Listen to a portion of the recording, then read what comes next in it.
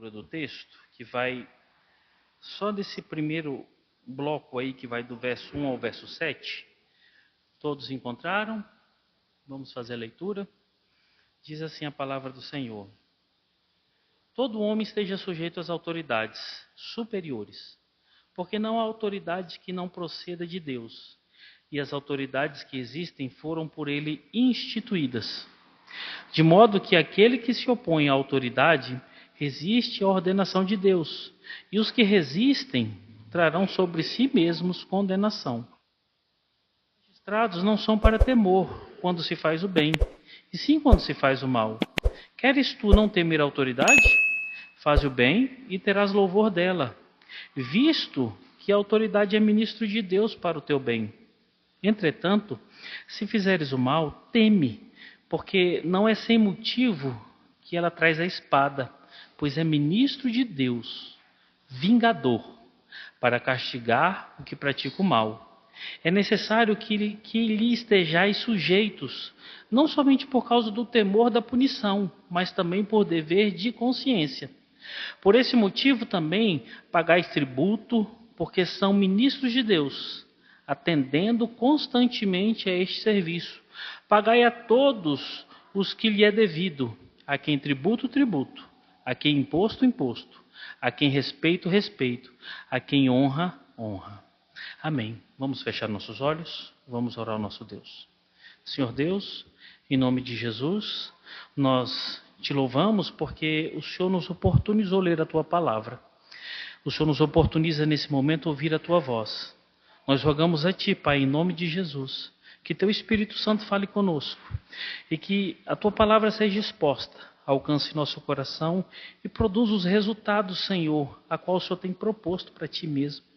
Que cada um de nós, Senhor, possamos aprender, possamos ser edificados, possamos ser confrontados e consolados por ti. Por isso nós rogamos e desde já te agradecemos no nome santo do teu Filho Jesus. Amém. Vamos sentar, queridos?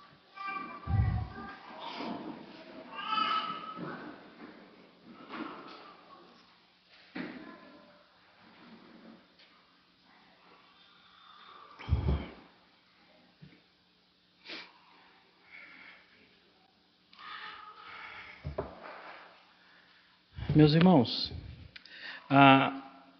domingo passado nós tivemos a oportunidade de ficarmos detidos nos 2 primeiros versos aqui do capítulo 13, onde Paulo nos mostrou a necessidade de reconhecermos as autoridades como vindas de Deus. Ou seja, Paulo instruiu aqui a sua comunidade leitora, e essa instrução chegou a nós, para o entendimento que a autoridade foi estabelecida por Deus. E nós entendemos que toda a autoridade foi estabelecida por Deus. Paulo também falou da consequência da não obediência. O que ocorre quando nós não obedecemos às autoridades? E Paulo deixou claro aqui, principalmente no verso 2. E mais 2 assuntos ficaram muito patentes diante de nós. Tudo isso que eu falei agora, esses 2 primeiros pontos, nós tivemos a oportunidade de ver tanto em documentos teológicos como na Escritura. Nós usamos a teologia sistemática e catecismos. Nós falamos sobre a providência de Deus. Quando nós olhamos a providência de Deus, nós vimos um Deus que controla tudo, domina tudo e faz tudo para a glória do seu nome. E, além disso, nós olhamos tanto no Antigo quanto no Novo Testamento diversos textos que mostram Deus agindo na história, do início ao fim, do pequeno ao maior fato, controlando todas as coisas. Sei que para alguns é motivo de assombro, mas Deus controla as coisas boas e controla as coisas ruins. Ele tem domínio sobre as coisas boas e sobre as coisas ruins. Ele determina e decreta tanto uma quanto a outra para cumprir os seus propósitos santos. Na história nada se perdeu. Não houve uma vírgula na história que se passou em que, olhando para trás, pudéssemos falar assim: puxa, passou batido aqui. Puxa, Deus perdeu aqui o tempo. Não, o tempo inteiro Ele trabalhou na história, passo a passo, e tudo aconteceu para a glória do nome dEle. E por último, meus irmãos, nós vimos que Paulo está instruindo severamente sobre a obediência das autoridades, mas vemos que, como um todo, a Bíblia nos ensina quando o crente deve desobedecer às autoridades. Esse é um ponto muito importante para nós. É cabível a desobediência às autoridades? Sim. Quando que é cabível a desobediência às autoridades? Quando a ordem dessa autoridade ou quando a omissão dessa autoridade vai de encontro direto à palavra de Deus. Toda vez, qualquer autoridade que se levantar diretamente contra a palavra de Deus, nenhum dos crentes, repito, nenhum dos crentes são obrigados a obedecer qualquer que seja a autoridade. Então existe um limite em que a autoridade pode se impor como tal para nós. E hoje, meus irmãos, nós vamos nos deter aqui, verso 3, verso 4 e verso 5. Se você está marcando aí na sua Bíblia, pode marcar. Hoje nós vamos ficar detidos aqui nesses 3 versos. Por causa de alguns pontos de conflitos que nós vamos ter aqui, pontos de tensão que nós vamos ter aqui nesse texto, provavelmente nós não vamos sair nem do verso 3, no máximo entrar aqui no verso 4, porque tem algumas demandas aqui nesse texto muito importantes para nós como crentes. Lembremos um fato importante, Paulo ainda está tratando sobre o relacionamento do crente com as autoridades. Esse é o cenário que nos cerca. Verso 3 e verso 4, ele está dentro de um cenário em que Paulo está instruindo um povo que está debaixo de uma determinada situação. Olha só, o cenário que encontramos aqui, nesses versos, é de temor e receio das autoridades. Por causa de quê? Por causa das perseguições e acusações que os judeus e os pagãos faziam contra os cristãos. Esse era o cenário que cercava ali a igreja de Roma naquele período. Se os irmãos se lembram, não foi aqui nesse período, mas foi um pouquinho mais para frente. Os irmãos se lembram de uma tal autoridade que tacou fogo numa cidade inteira e acusou os cristãos? O que aconteceu naquele período? Os irmãos se lembram? Meus irmãos, aqui o cenário é esse. Acusações falsas, mentiras, perseguições, dias difíceis. E aqui a autoridade ela não é fraca. A autoridade aqui ela não é frouxa. A autoridade aqui ela é muito forte e perversa. Os cristãos estão ali. E aqui Paulo está dizendo para esses cristãos assim: tenham paz. Andem em conformidade à palavra do Senhor e não se preocupem com o que há de vir aí. Na perspectiva que vá mudar o comportamento de vocês. Andem tranquilos. Porque o que vocês devem fazer é viver de forma condizente à palavra do Senhor. Percebam, Paulo não está olhando para o poder do Império Romano e trazendo instrução segundo o Império Romano. A instrução de Paulo é segundo a palavra de Deus, a qual ele conhecia muito bem. Percebe como é que muda a tônica? O meu comportamento, meus irmãos, a minha forma de pensar, a forma de pensar e de viver um crente não deve estar condicionada com a vida ou o local das pessoas com quem ele convive. O crente, ele vive, ele se move, ele age ou ele deixa de fazer por causa da palavra. Não é por causa de um império muito forte, não é por causa de autoridades perversas, não é por causa de legislação que muda a rotina das pessoas. A palavra de Deus é o nosso norte. E é a palavra de Deus que arregimenta como devemos viver. E é o que Paulo está falando aqui. Paulo está dizendo assim: eu sei como é que as coisas estão aí. Eu sei como é que é a vida de vocês aí. Mas só que a vida de vocês não é uma resposta afrontosa às autoridades. Pelo contrário. A vida de vocês é em obediência, em sujeição e uma vida que demonstre Cristo. Isso não afeta vocês em primeiro lugar. Como, Paulo? Como não afeta? Nós estamos correndo perigo. O temor cerca nosso coração. Paulo não está alheio a isso. Mas existe algo muito maior do que os perigos. Existe algo muito maior do que os temores. Existe algo muito maior do que a perversidade desse mundo. Cristo Jesus. Lá em Roma e aqui nos dias de hoje. Então, se lá em Roma não havia motivos para agir contrariamente à palavra de Deus, hoje também não tem, irmãos. É o que está aqui no cenário que Paulo está pondo.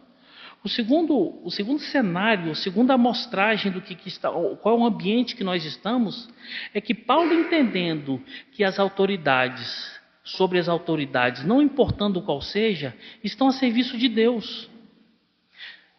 E Paulo orienta os irmãos a não temerem as autoridades, pelo contrário, orienta a viverem de forma correta. Assim, certamente não terão problemas com as autoridades. Qual é a instrução? Do verso 1 ao verso 7. As autoridades são perversas. As autoridades fazem coisas más. Mas as autoridades são ministros de Deus. E elas estão cumprindo os propósitos de Deus. Aí vem um conselho: teme ao Senhor e sujeite-se, que tudo vai dar certo. Difícil, né, irmãos? Num cenário desse, obedecer uma instrução dessa não é nada fácil. Mas essa era a instrução que tinha para os irmãos que estavam em Roma, e essa também é a instrução que chega para nós nos dias de hoje. As autoridades que nos cercam são perversas. Desde a autoridade mais próxima que nós temos aqui, no nosso pequeno estadozinho, da nossa pequena unidade, para a maior que rege tudo isso aqui. São pessoas perversas.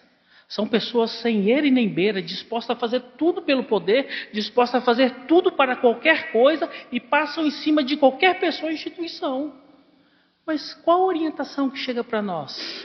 Sigam em conformidade à palavra de Deus. Eu não preciso fugir da palavra de Deus por causa de nenhum problema que venha contra mim. Se eu entender isso, eu vou continuar caminhando certo para a glória do meu Deus. Então vamos olhar agora, a partir do verso 3, como é que Paulo continua instruindo isso agora. No verso 3, meus irmãos, Paulo agora vai mostrar uma forma, a forma da autoridade. Por quê? Domingo passado, eu não sei se os irmãos recordam, eu falei para vocês que Deus estabelece autoridades e autoridades fazem coisas perversas e essas coisas perversas estão dentro do escopo de Deus, dentro do campo da providência de Deus. Quando eu disse isso, eu não falei para os irmãos que a posição autoridade ela é algo que dê liberdade para o homem fazer coisas perversas. Não é isso. Deus instituiu autoridades para que elas possam, de forma ordinária, conduzir a humanidade. E a condução dessa humanidade deve refletir a glória de Deus. Mas, irmãos, nós caímos no Éden. Capítulo 3 de Gênesis, a humanidade caiu. E quando essa humanidade caiu, é impossível você requerer de homens justos, dos quais nós fazemos parte, conseguir responder às demandas de Deus de forma exequível e completa. Você imagina dos homens perversos? Há possibilidade? Não. Mas não é por isso que não tem como você exigir que essas autoridades sigam o escopo, o escrutínio de Deus, que essas autoridades não representam a Deus. Deus continua utilizando essas autoridades para que elas possam cumprir os seus propósitos santos. E aí o que acontece? No verso 3, Paulo fala assim: porque os magistrados não são para temor. Por que os magistrados não são para temor? Porque o escopo da ordenança de Deus para as autoridades é um governo que estabelece paz. A autoridade veio da parte de Deus para trazer paz, organização, para fazer com que as coisas funcionem. Eu não preciso temer isso. Está aqui bem no iníciozinho do verso 3, olha aí para a sua Bíblia. Porque os magistrados não são para temor. Se não é para temor, aqui é uma negativa. Qual é a positiva? É para que você tenha paz para com eles. Qual é a paz? Ele continua o verso: quando se faz o bem e sim quando se faz o mal. Todo crente que vive na conduta e na prática do bem, ele não precisa temer autoridade. Por quê? Porque Paulo traz dois ensinos aqui no verso 3. O primeiro ensino é esse: o paralelo entre a conduta da pessoa e a ação da autoridade. A autoridade ela deve expressar a organização vinda do alto. A autoridade ela deve expressar a paz e empregar a paz que vem do alto. E da mesma forma, a pessoa que está inserida na sociedade, ele deve viver para o bem, para a organização. para que as coisas andem em conformidade à vontade de Deus. Se isso é o que você vive, não precisa temer, porque provavelmente, ou certamente, esse é o intuito da autoridade. Não existe conflito aqui. O verso 3 está muito claro, porque os magistrados não são para temor, quando se faz o bem. Se a autoridade veio para fazer com que as coisas sejam certas e você faz o que é certo, você não precisa ter medo de nada. Por quê? Porque esse é o papel dela. Agora Paulo traz um segundo ensino aqui dentro do verso 3. Vias de regra, uma boa pessoa certamente encontrará uma boa autoridade, pois ela foi instituída por Deus para isso. Uma pessoa boa certamente encontrará uma boa autoridade.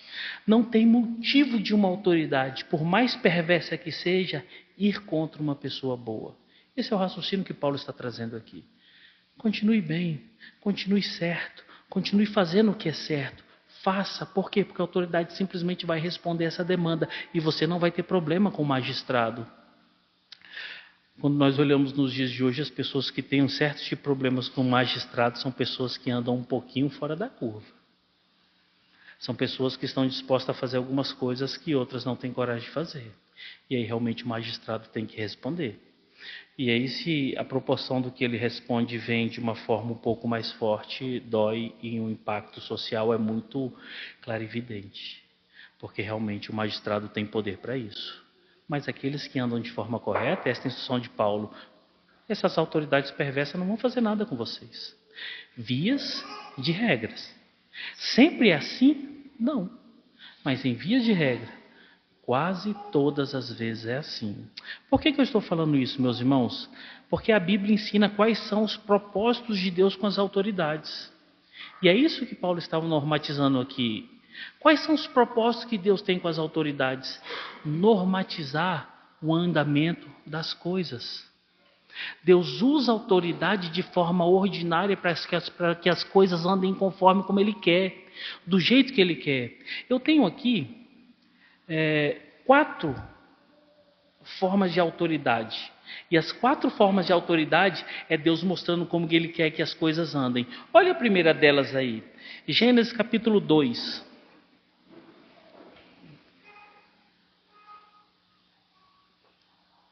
Gênesis capítulo 2, do verso 15 ao verso 17.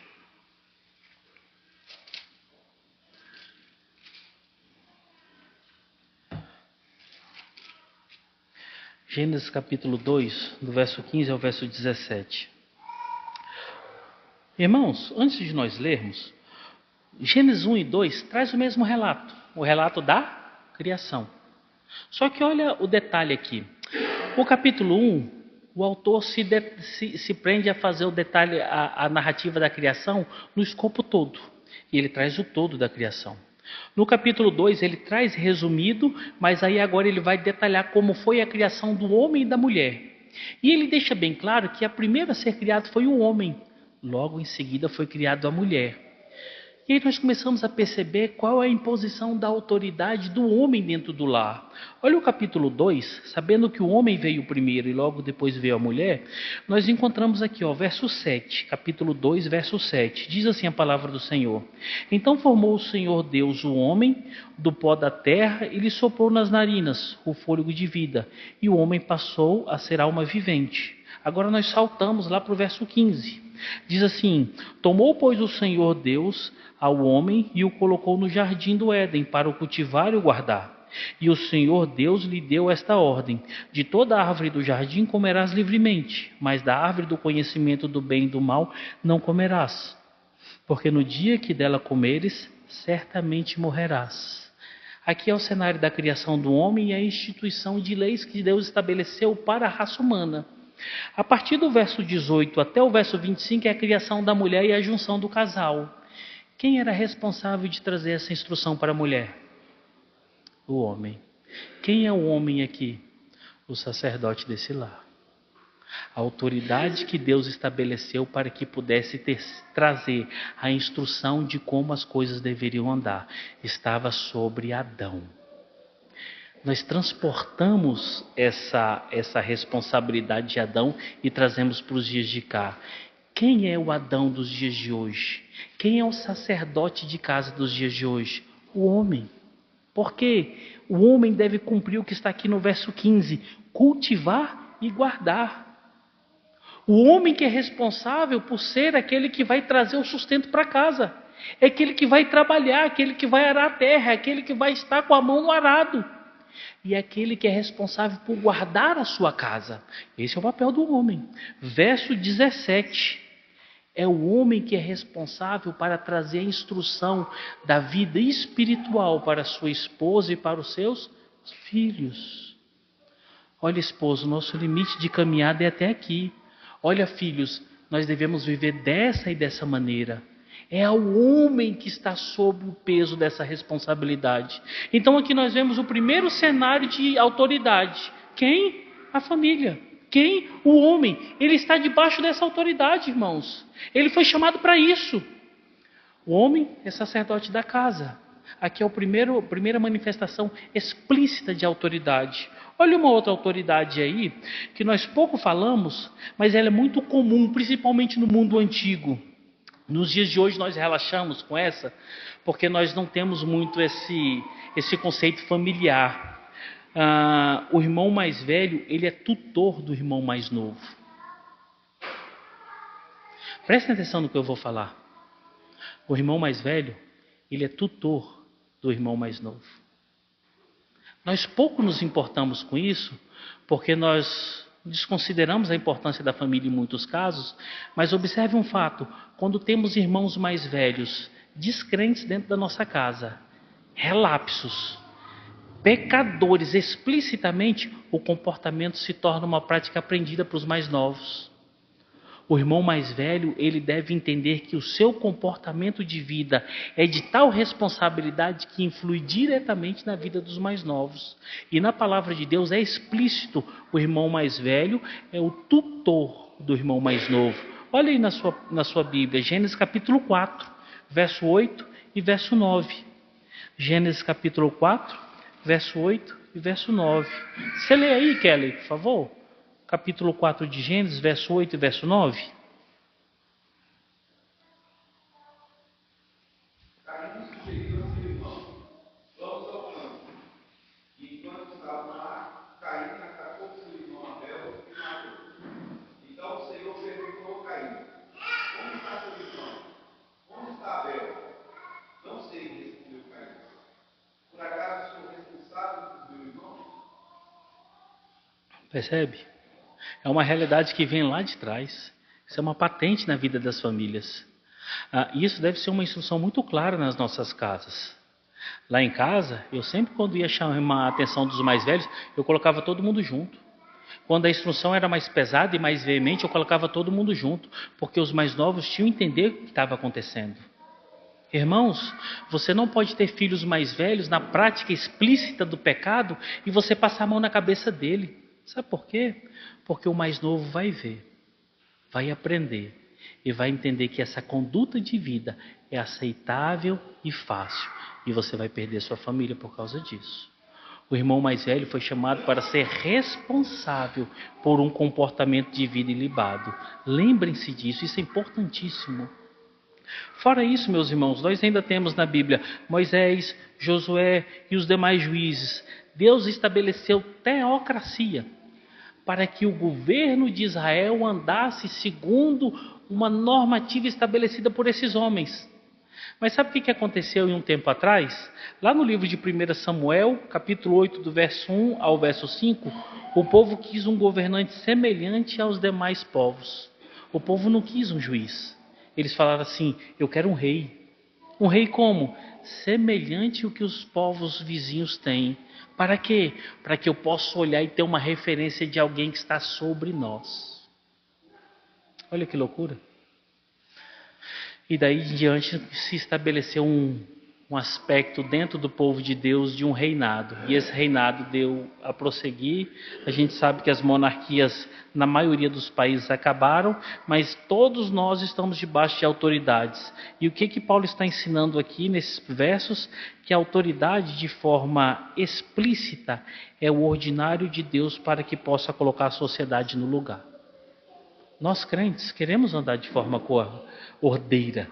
Nós crentes queremos andar de forma correta. E não temos motivo para que possamos fugir das sanções e dos trâmites da autoridade.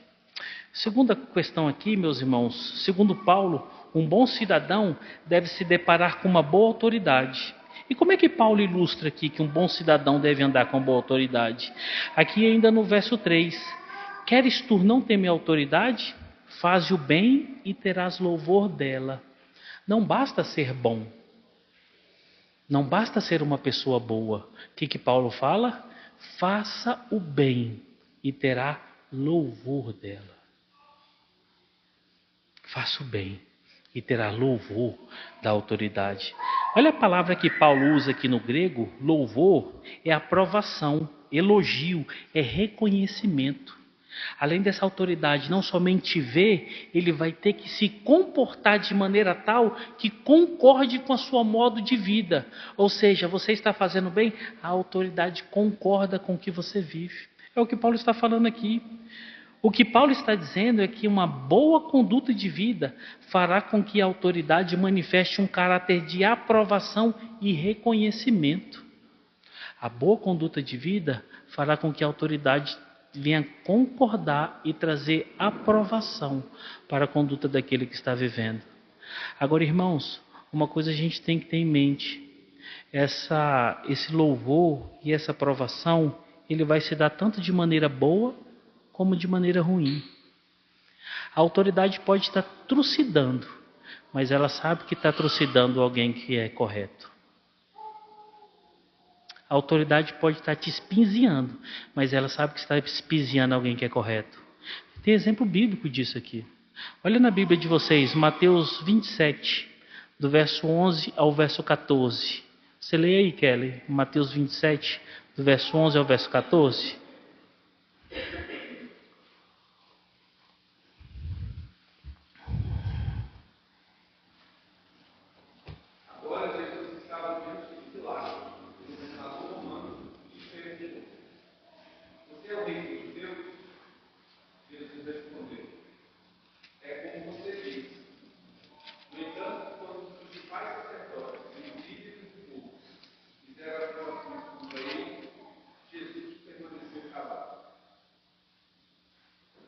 Até o 14?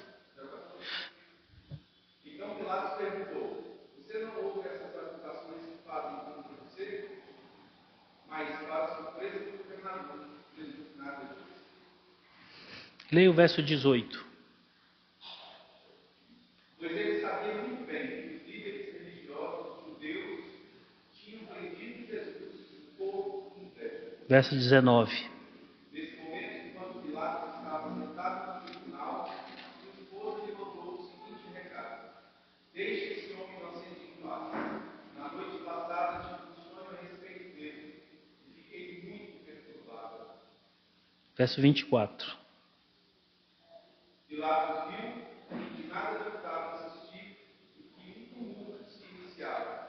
Assim mandou buscar uma bacia com água, lavou as mãos diante da multidão e disse: estou inocente do sangue deste homem. A responsabilidade é de você. E o verso 54. O oficial romano e os outros soldados que vigiavam Jesus ficaram aterrorizados com o terremoto e com tudo que havia acontecido e disseram: este homem era verdadeiramente o Filho de Deus. Percebe? As autoridades podem te matar, mas elas vão ter certeza: eu estou matando um justo.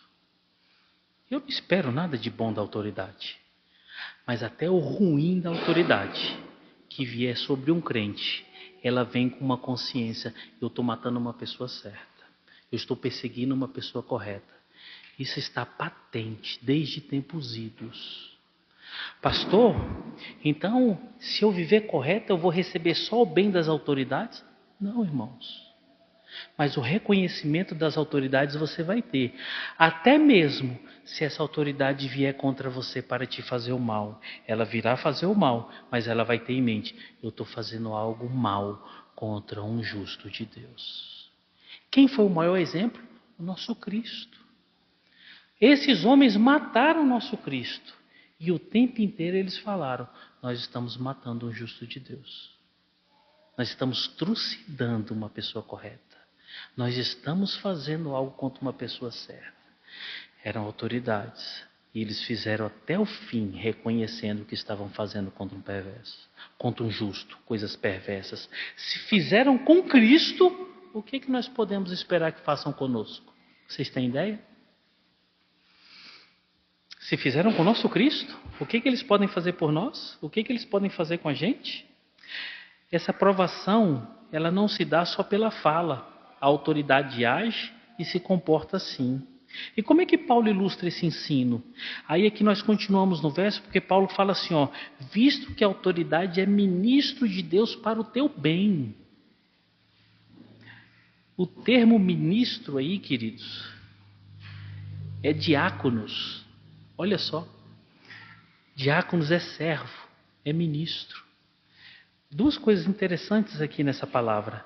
A primeira é que essa palavra usada por Paulo para as autoridades é a mesma palavra que nós usamos para o oficial da igreja. A autoridade, o magistrado civil, ele é aquele que é servo de Deus lá fora para o bem social. É a mesma palavra que nós usamos para os diáconos que estão servindo na casa do Senhor. Olha que impressionante isso. E uma segunda coisa que está aqui explícita nessa frase é que Paulo está tratando, meus irmãos, Paulo está dizendo que os magistrados são servos que servem ao Senhor em prol da sociedade e não em prol deles mesmos, porque eles são ministros de Deus. Isso traz um peso muito grande para a autoridade. Muito grande para a autoridade. Sabe por quê, irmãos? Porque quem vai cobrar o bom andamento da sociedade não sou eu nem vocês. Não é a nossa Constituição. Não são as nossas legislações. E são todas pífias, todas furadas. Quem vai cobrar toda a autoridade é Deus. Eu não quero um peso desse sobre mim. O que vai acontecer quando esses homens se depararem com Deus? O peso do juízo sobre esses homens. Homens perversos, homens terríveis, homens maus, prevaricadores, mentirosos, ladrões, corruptos, maldosos. Isso não está no escopo da vontade de Deus. Isso não está na cartilha de Deus. Eles estão fazendo porque eles querem. Eles estão usurpando, ufanando-se. Que responsabilidade, irmãos. É a mesma responsabilidade que cai sobre nós homens, sobre nós maridos, sobre nós pais. Porque somos autoridades instituídas por Deus para ministrar o bom zelo, o bom serviço da nossa casa. Que tamanho que será a cobrança de Deus a nosso respeito? Deus vai chegar para nós e vai falar assim: o que você fez de sua casa, Honório? Como é que você conduziu sua esposa e seus filhos? Irmão, jura? Eu confiei em você, minhas filhas. Seu bom serviço, como foi feito? O peso da responsabilidade, irmãos, eu acho que é muito maior do que o peso da glória. Eu não quero conduzir uma glória de que eu não vou conseguir responder às responsabilidades dessa glória. É por causa disso que algumas coisas eu aconselho a alguns irmãos. Querido, se você acha que não dá conta, se você realmente sabe que o peso é muito grande, é muito maior do que qualquer outra coisa, não vá. Ah, pastor, eu quero ter filhos, eu quero casar. Você vai ter coragem de ser sisudo na hora de ser sisudo? Você vai ter coragem, vai ter hombridade de dizer não quando for para dizer não?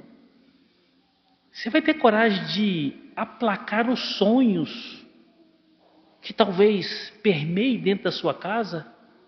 Você vai ter coragem de dar a sua vida por alguém da sua casa? Não, pastor, tem coisas aí que não estão dentro da minha agenda. Fica solteiro, filho. É muito melhor. Fica nas abas do papai, debaixo da saia da mamãe. É muito melhor. Porque vir para cá, aqui é muita responsabilidade. E Deus vai cobrar isso de nós. Não pense que isso vai passar batido. Você não foi chamado para ser uma autoridade e vai acabar a vida sem ter feito nada de correto e não vai ter que dar satisfação nenhuma do que você fez ou do que você não fez. Não, irmãos. As nossas autoridades perversas desse país, as nossas autoridades perversas das nossas casas vão ter que prestar contas do que estão fazendo e vão ser dias difíceis, o dia de prestar contas com o Senhor. Então você que é autoridade, seja dentro da sua casa, seja dentro do seu trabalho, ou seja uma autoridade maior, coloque o seu pé no chão. O peso da responsabilidade é maior do que o peso da glória. A glória, ela só é dada por homens tolos, homens bobos, que não têm compreensão do tamanho que é a responsabilidade que está sobre aquele cargo.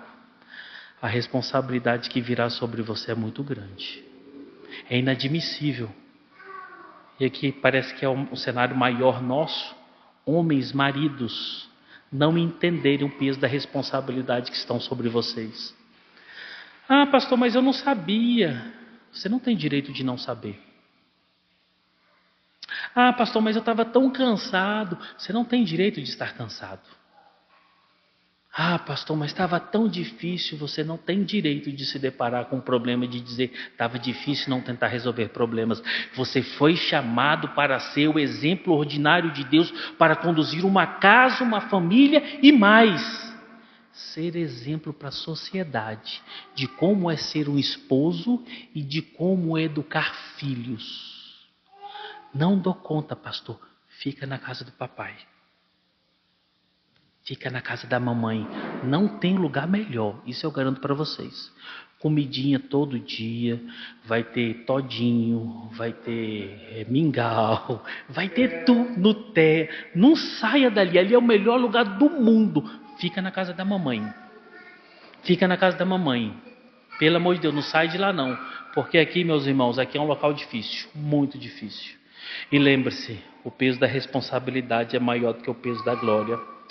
Sobre esse verso, sobre essa frase nesse verso, Paulo quer dizer que a autoridade vai fazer o bem para essas pessoas, não só com reconhecimento, mas defendendo, zelando e auxiliando. Olha isso aí, irmãos.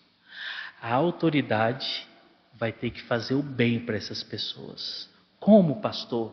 Defendendo, zelando e auxiliando.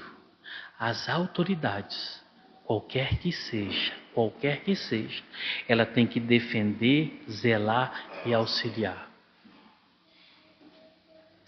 Onde que na Bíblia nós vemos isso? Abram a Bíblia de vocês lá no livro de Provérbios, o capítulo é o 31, verso 8 e o verso 9.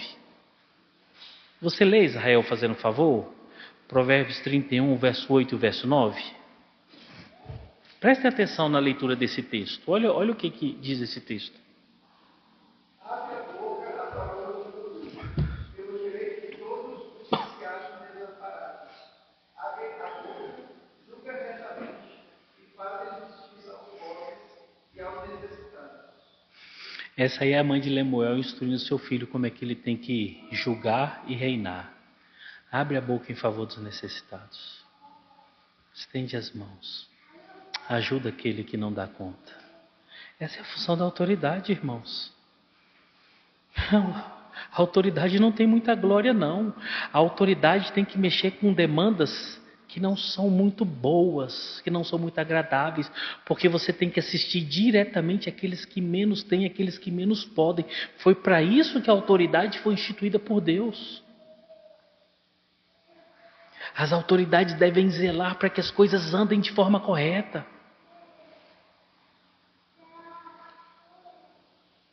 Uma autoridade que não tem coragem de colocar uma polícia para ela agir de forma truculenta e forte e chegar ao extremo da situação não serve para ser autoridade, irmãos.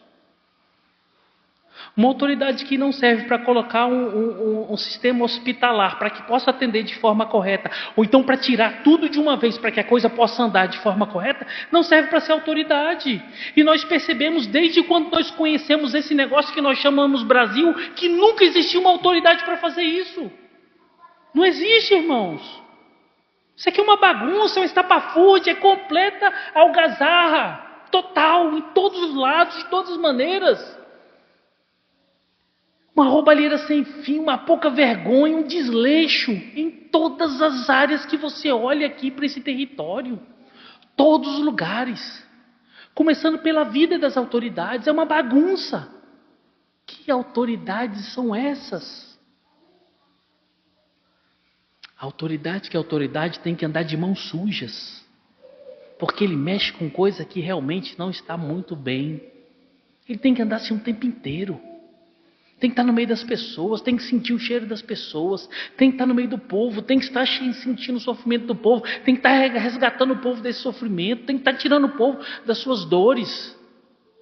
A autoridade, ele estende as mãos para quem não pode. E a mãe de Lemuel falou muito bem: abre a boca em favor dos necessitados. Agora nós chegamos num ponto de tensão que é muito importante nós respondermos, irmãos. E quando as autoridades nos fazem mal, como é que nós temos que reagir? Isso é muito importante. Nós não somos inocentes. Nós não podemos ser inocentes. Quando as autoridades nos fazem mal, como é que nós temos que reagir? As Escrituras nos mostram, através de Paulo e do todo que nós conhecemos da palavra de Deus, que nós temos que ser sujeitos às autoridades, mas nós temos que ser precavidos e preparados para fazermos aquilo que é correto para preservar as nossas vidas e as nossas famílias. Temos que preservar não só as nossas vidas e a vida da nossa família, mas também precaver-os de restringir a tomada dos nossos bens, das nossas propriedades. A Bíblia ensina sobre isso. Por quê? Porque autoridades perversas virão, tirarão nossas vidas, irão contra a saúde e a vida das nossas famílias e tentarão roubar aquilo que nós temos. 2 textos claros, entre tantos, existem nas Escrituras. Quem está tomando nota, olha aí, 1 Samuel capítulo 22, do verso 6 ao verso 19, e um segundo texto, Mateus capítulo 2, do verso 1 ao verso 18. 2 textos que deixam claro as autoridades vindo contra as pessoas para fazer simplesmente o mal. O primeiro exemplo aqui é Saul. Os sacerdotes recebem Davi, suprem as necessidades de Davi, dão apoio para Davi, Davi vai embora, continua sua fuga. Saul descobre o que aconteceu e chega lá, manda chamar os sacerdotes e pasmem, prestem atenção, pasmem, Saul mandou matar quase 100 de sacerdotes, desarmados, inermes, foram passados a fio da espada. Prestem atenção no que esse homem fez. Ele mandou matar homens de Deus. E olha aqui que é interessante, quando vocês lerem lá na casa de vocês esse texto, Saul fala assim para os seus soldados: aqui estão os sacerdotes, matem eles aí agora. Os soldados olharam para Saul, olharam para os sacerdotes e falaram assim: Saul, a sua ordem aí já é demais, não dá não. Mas sempre um filho do diabo tem um filho do diabo pior do que ele. Levanta o endemoniado, vai e cumpre a ordem de Saul e mata todos. Todos. Imagina isso, irmãos. Matar homens sem defesa nenhuma, a fio da espada, por causa do bel prazer de uma autoridade. E o verso 19 é tônica aqui, porque no verso 19 diz que Saul mandou ir à cidade dos sacerdotes, eles passaram a fio da espada. Homens, mulheres, crianças, mataram todos, literalmente todos, com exceção de um homem que conseguiu fugir e avisar Davi. Quando as autoridades vêm contra nós dessa forma, o que nós podemos fazer?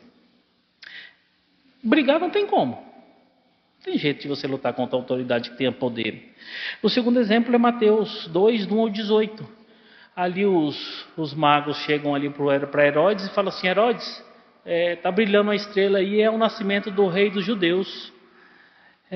Nasceu realmente o rei dos judeus. E Herodes fica perplexo, porque ele fala assim, nasceu um outro rei, quem é rei aqui sou eu. Manda saber onde é que estava essa estrela, onde nasceria esse menino. Os magos, quando depois de adorarem o Senhor, de levarem suprimento, os magos vão para outro local. Herodes, sabendo que foi enganado, ele manda os seus homens para lá e eles matam todas as crianças de 2 anos para baixo. Tentem imaginar a cena, irmãos. Tentem imaginar a cena. Todas as crianças de 2 anos para baixo sendo mortas à espada. Olha a cabeça endemoniada de quem manda e de quem obedece uma ordem dessa. Agora imagine a cena.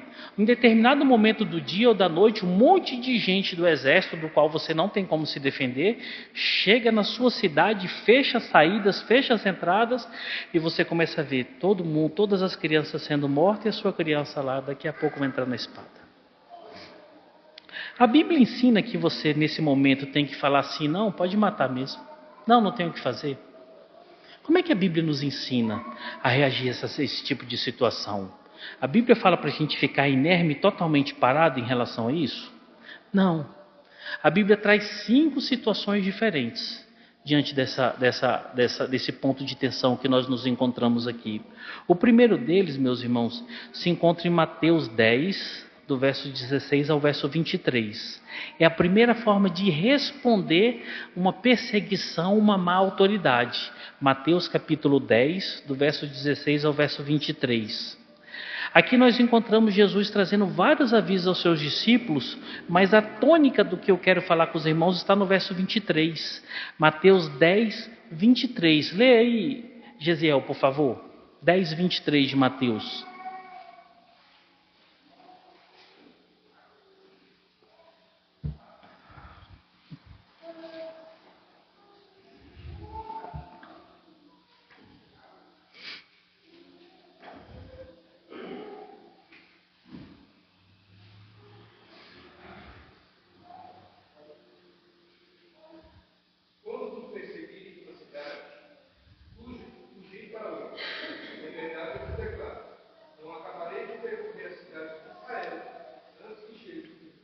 Ok.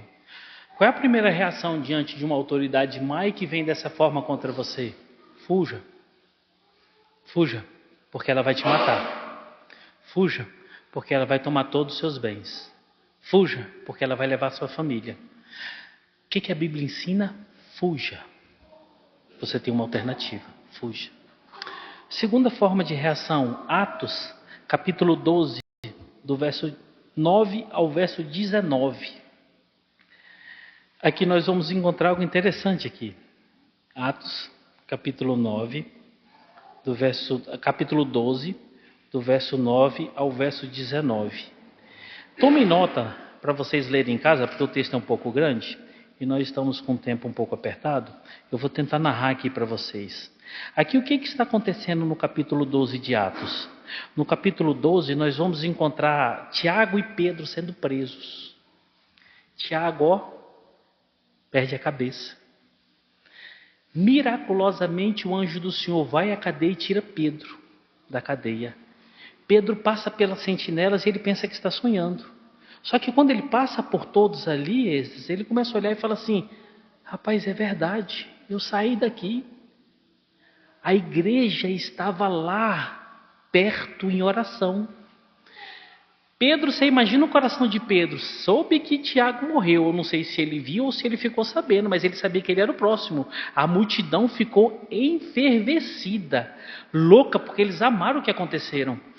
Pedro sai correndo, agora olha a situação, ele chega na casa onde está funcionando a igreja, bate na porta, a igreja está em oração.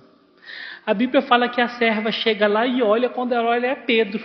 Pedro lá de fora, ele está assim, abre a porta, deixa eu entrar, é Pedro, é você mesmo, Pedro. Ela fecha a porta e vai avisar os demais. É uma situação inusitada, porque a primeira coisa era abrir a porta. Pedro já sai do sufoco. E ela vai lá para dentro contar a história, a conversa de quase 1 hora. É Pedro, não é Pedro, é Pedro, não é Pedro. Eles vão lá abrir a porta para Pedro. Sabe o que a Bíblia nos ensina aqui nesse momento? Que diante de uma perseguição que corre risco de morte, é válido oração esconderijo e fuga. A igreja tem que estar em oração.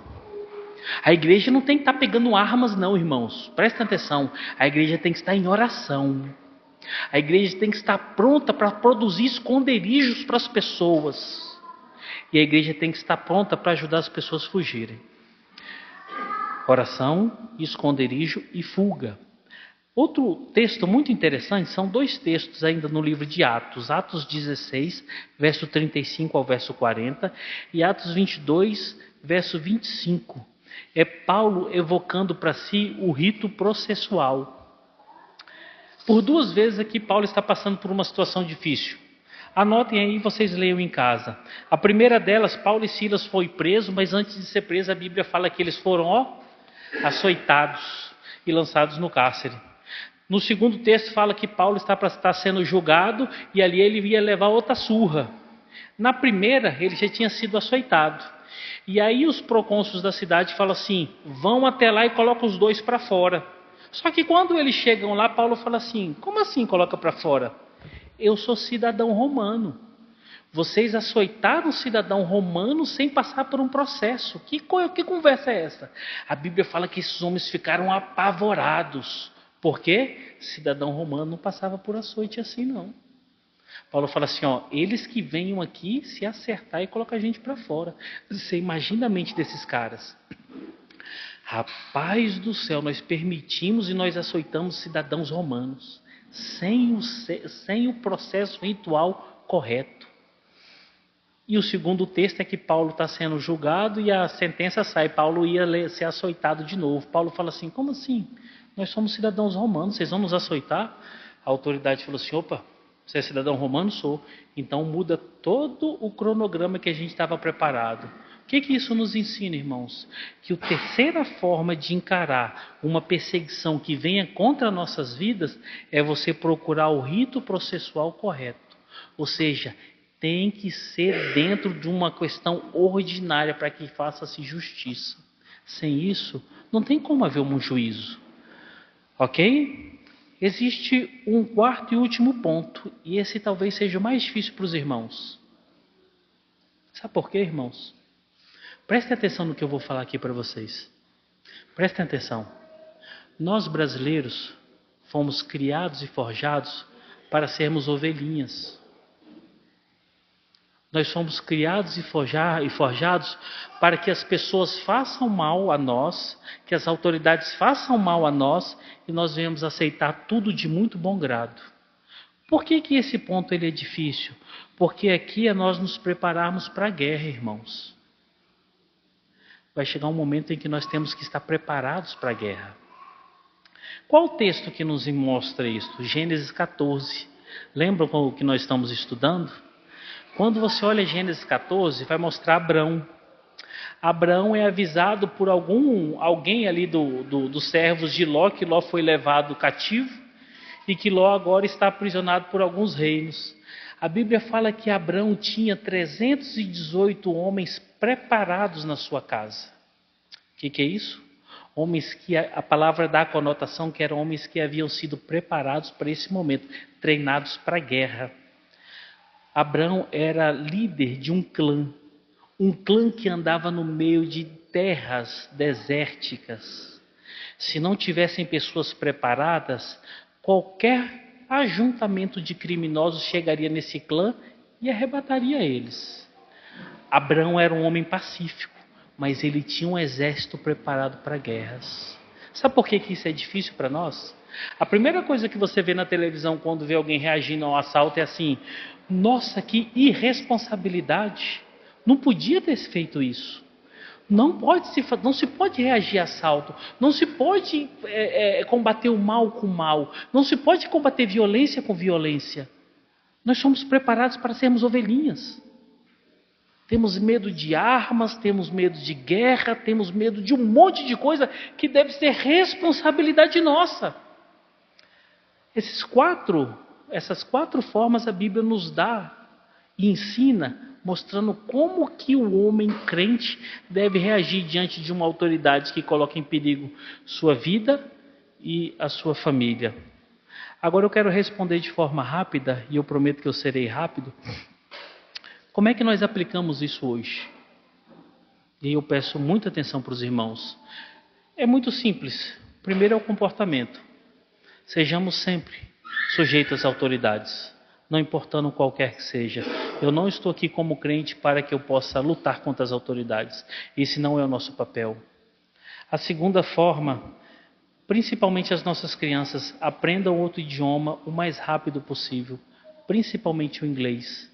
Ensine os seus filhos e se preparem o mais básico possível para que você possa aprender outro idioma para ontem. Tirem visto, arrume diploma e se preparem para sair daqui o mais rápido possível. Vamos orar ao Senhor Deus? Senhor Deus, em nome de Jesus, nós oramos a Ti, meu Pai, agradecidos por Tua palavra. Porque sabemos, Senhor, que mesmo diante de uma autoridade perversa e má, nós não fomos chamados para que possamos, Senhor, afrontá-los, ir para a guerra, atacá-los com palavras injustas, perversas. Não. O Senhor nos instrui na Tua palavra para que nós possamos interceder por essas autoridades, orar, torcer para que as coisas mudem. Da mesma forma, o Senhor nos instrui aqui, como Paulo está fazendo, para que nós possamos nos sujeitar às autoridades. Dê essa graça para cada um dos irmãos que estão aqui, Senhor. Mas da mesma forma, Senhor, o Senhor abre os nossos olhos para o entendimento de que as autoridades são perversas e más e podem vir contra nós. A Tua palavra nos ensina como que nós podemos reagir contra a perversidade dessas autoridades. Nos dá força, Senhor. Nos ajuda, meu Deus. Nos dá graça para que possamos fazer tudo isso de forma simples, de forma tranquila, de forma bíblica, e que nós não venhamos a pecar, Senhor, e nem temer errar, para que nós possamos nos livrar do mal, se caso ele vier contra nós. Abençoa os nossos filhos, abençoa, Senhor, cada irmão, cada pai, cada marido aqui dessa igreja, Senhor, para que ele possa manter firme, Senhor, na sua posição de sacerdote da casa, para que ele possa ser um bom marido, para que ele possa ser um bom líder. Dá graça para nossas crianças, Senhor, para que elas cresçam livres dessas amarras. Não livres de um mundo como esse, porque não tem como, mas que o Teu Espírito esteja reinando nos corações delas, para que elas sejam crianças sábias, crianças que glorifiquem o Teu nome com a sua conduta de vida. Nós Te louvamos e Te agradecemos por todas essas coisas, em nome de Jesus. Amém.